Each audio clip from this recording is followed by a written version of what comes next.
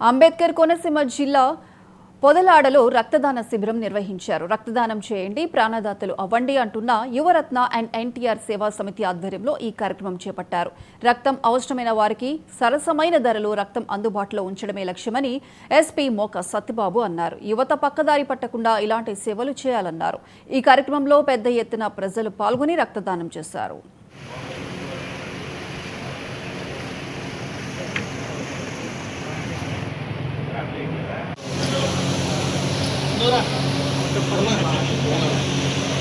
NTR and Yuvaratna సేవా సమితి ఆధ్వర్యంలో 45,000 మందికి వీళ్ళు ఈ యొక్క బ్లడ్ని డొనేట్ చేయడం జరిగింది.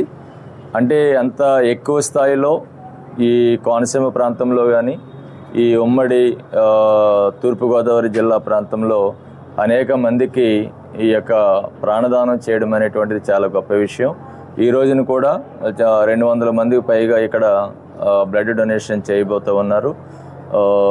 ఇంత చక్కని కార్యక్రమాలని నిర్వహిస్తున్నటువంటి ఎన్టీఆర్ అండ్ యువరత్న సేవా సమితి వారిని, అదేవిధంగా బుద్ధాల బ్లడ్ సెంటర్, అదేవిధంగా రామకృష్ణ గారు ప్రెసిడెంట్ గారు, వీళ్ళందరినీ కూడా అభినందిస్తూ ఉన్నాం. వీళ్ళందరినీ చక్కగా మంచి మార్గంలో సేవా దృక్పథంతో ముందుకు నడిపిస్తూ ఉన్నటువంటి సోదరుడు చెల్లిపోయిన శ్రీనివాస్ని నేను మనస్ఫూర్తిగా అభినందిస్తూ భవిష్యత్తులో మరిన్ని మంచి కార్యక్రమాలు నిర్వహించాలని కోరుకుంటూ ఉన్నా. Thank you very much. NTR and Yuvaratna సేవా సమితి ఆధ్వర్యంలో 45,000 మందికి వీళ్ళు ఈ యొక్క బ్లడ్ని డొనేట్ చేయడం జరిగింది.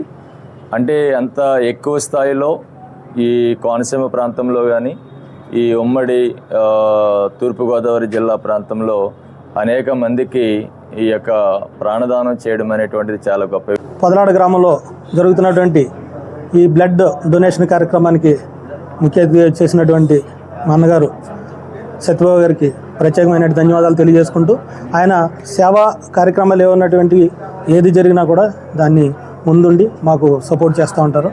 వారికి ప్రత్యేకమైన ధన్యవాదాలు తెలుపుతూ, ఈరోజు 2004 నుంచి ఇప్పటి వరకు 21 సంవత్సరాలుగా నిరాటంకంగా వీరు ఈ యొక్క రక్తదాన కార్యక్రమాన్ని నిర్వహిస్తున్నారు.